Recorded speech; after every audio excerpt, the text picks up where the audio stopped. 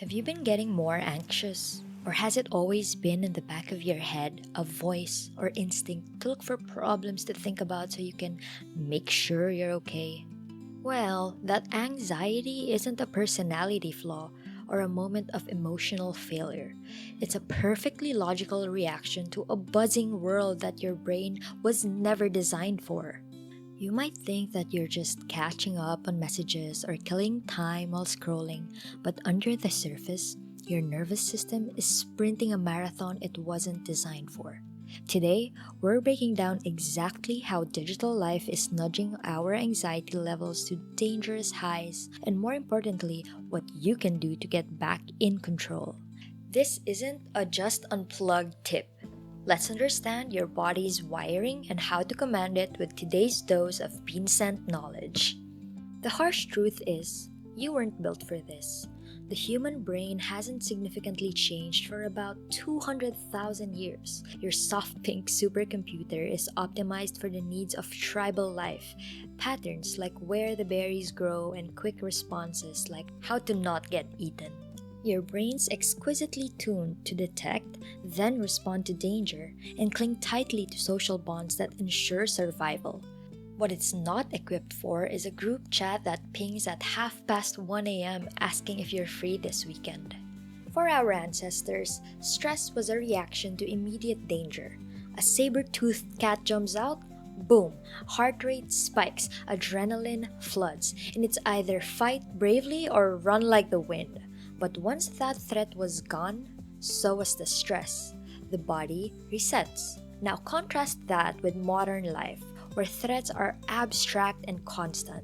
Unpaid bills, inbox clutter, social media notifications, vague texts from your boss. There's no clean resolution. So the cortisol, your stress hormone, just lingers there, keeping you a little jumpy. Studies from UCLA and Stanford have shown that chronic exposure to these low-level stressors, especially from digital sources, creates a permanent state of hypervigilance. You're not fighting lions, but your brain thinks you might be. It's caught in a loop of shallow danger signals, answering with emergency responses that never end. And the news? Oh boy, that's a guaranteed daily stress spike. Even as recent as the 1980s, people got maybe one or two news cycles a day, and that meant maybe one or two stress spikes. Now, you're being pinged with global disasters before your morning coffee is done. It'd be great for everyone if you shared a comment below about your experience with constant news headlines and how it's affected you. The American Psychological Association has tracked a marked rise in what they call headline stress disorder, a persistent state of anxiety caused by overexposure to breaking news, which you can't control or stop from hearing about because news is everywhere now. It's not just the channel on TV. Every single internet-connected app shows some kind of headline that makes you feel something. Why does that happen? Every time a notification pops up, your amygdala, the part of the brain that processes threats, lights up, even if it's just your food delivery arriving. The amygdala doesn't see the difference of good or bad. It sees new thing and yells at your nervous system to pay attention and do something to make sure you always survive. Meanwhile, your prefrontal cortex, the part that reasons through consequences and does see the good or bad difference, gets overworked by answering the amygdala's constant alert cycle. This is decision fatigue. Why you feel exhausted just from choosing which email to answer first. This leads to overstimulation, poor sleep, fragmented attention, and, you guessed it, skyrocketing anxiety. But wait, there's more. One of the oldest evolutionary tools for stress control is face-to-face social bonding. Oxytocin, the hormone responsible for feeling like you have friends, family, and love, is released when we hug, make eye contact, or even share a good laugh around each other. You see the problem, right? Digital socializing often mimics real social bonding without fulfilling it. There's brain signals that you're doing something good, but your sensory system lacks the needed input to open the oxytocin faucet. You DM a friend a funny meme and feel momentarily better because your brain says, "Yes, friend, good, safe, and happy." But your body doesn't get the proper oxytocin hit because it's waiting to confirm, Is friend here? Are we safer now because friend is here? It's like smelling a delicious meal but never eating it. Over time, your system gets starved of real stress regulation, and emotional anxiety creeps in to fill the gap.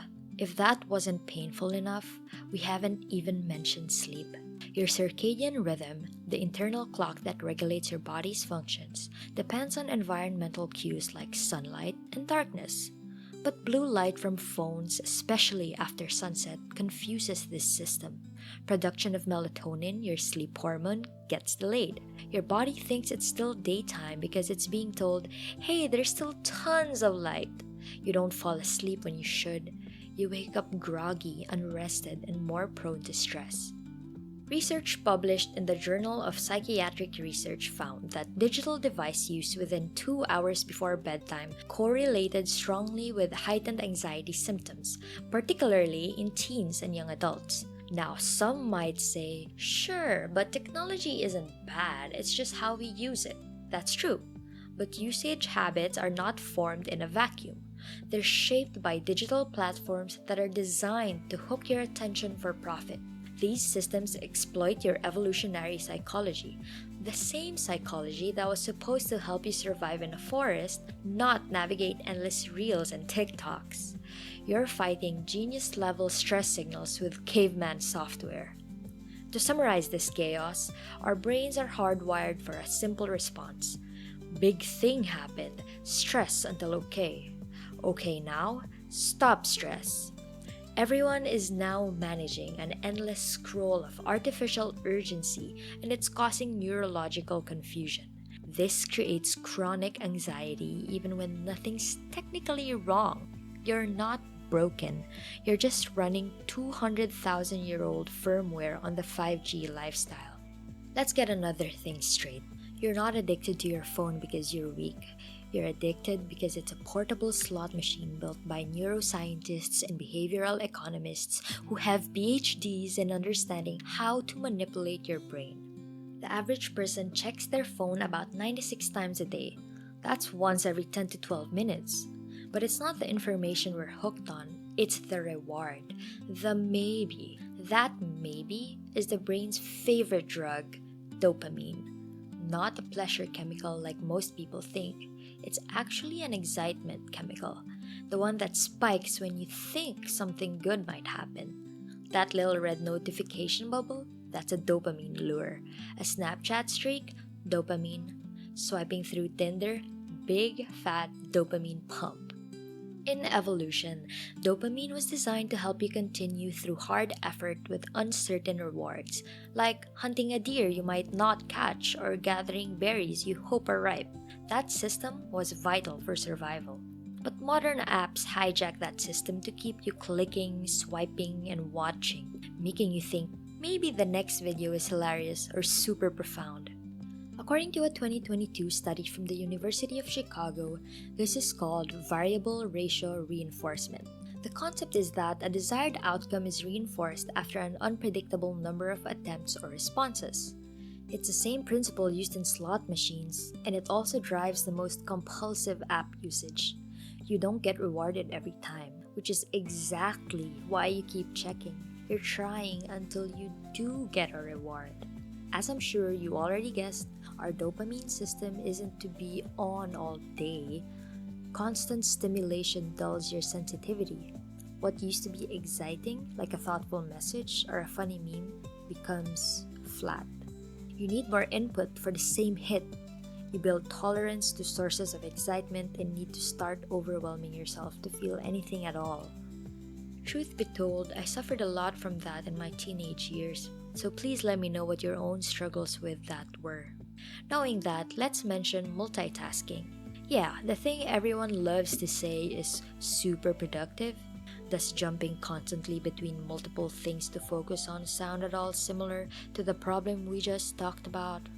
Every time you shift attention, from reading to writing to listening, from checking a notification to watching a reel, your brain has to reboot a bit.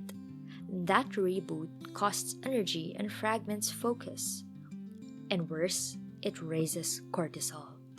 MIT neuroscientist Earl Miller calls multitasking a myth that ruins productivity and increases stress. So when you think you're being efficient by jumping between tabs and texts, you're actually just feeding your wrecked dopamine signals, cutting into your ability to focus and raising your heart rate. On top of the overworked nervous system, digital living has also completely overtuned your desire to compare and judge. Social media lights up your self evaluation circuitry. You're not just scrolling, you're actively comparing. Their vacation, their relationship, their job, their skincare routine. Your brain doesn't naturally interpret this as passive observation. Without intervention, it processes this as a status threat. And status threats trigger anxiety, especially in younger brains still forming their identity.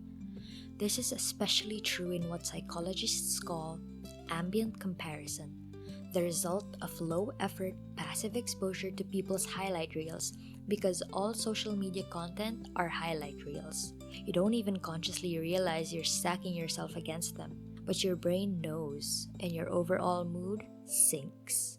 So let's say you try to take control of it through a good detox. You finally sit down. No emails or obligations.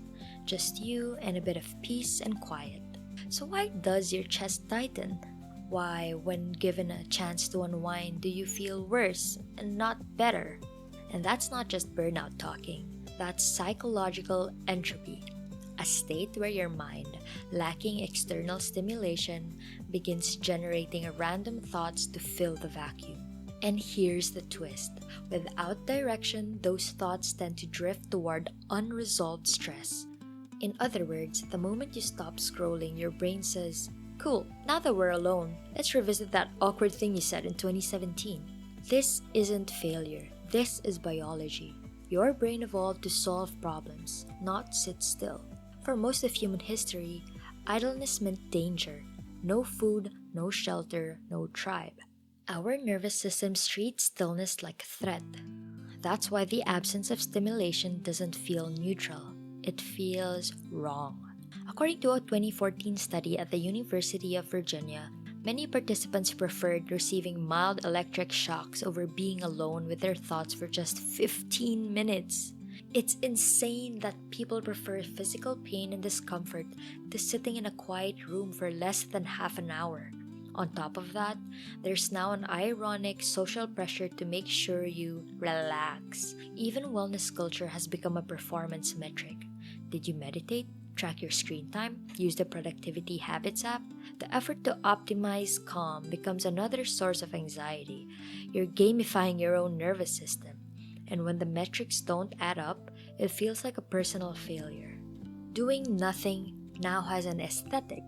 Think productivity influencers posting slow living montages that somehow still get 100,000 views.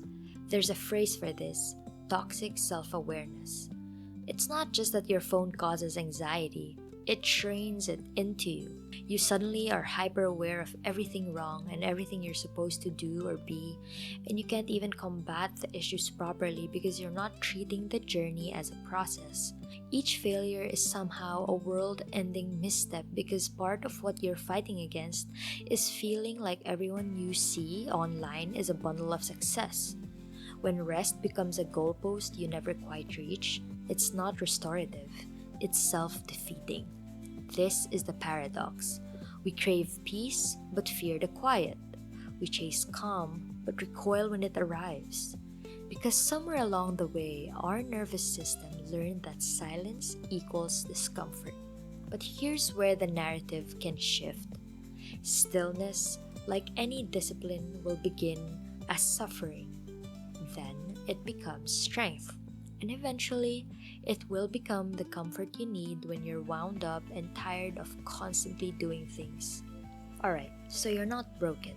You're not bad at relaxing. You're just living in a system that hijacks your brain's wiring and then blames you when it short circuits. But if digital anxiety is destroying your brain's ability to heal like usual, then we need to treat your nervous system like you would a sleep-deprived body or a sprained ankle. Stop beating it up when you mess up or don't perform perfectly. So let's get into the good stuff. What actually works? Clear science backed steps for how to retrain your overstimulated brain to breathe again. Most people try to fix digital overwhelm by scheduling forced full quiet breaks, but the nervous system doesn't run on clocks, it runs on rhythms. Ultradian cycles of focus and rest that peak every 90 to 120 minutes.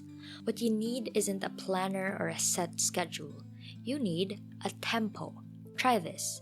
After every 90 minutes of deep focus, step away for 10 to 15 minutes of movement. Nothing mentally stimulating again like scrolling or watching videos. It needs to be things like walking, stretching, staring at clouds, anything physical and without strong stimulus signals.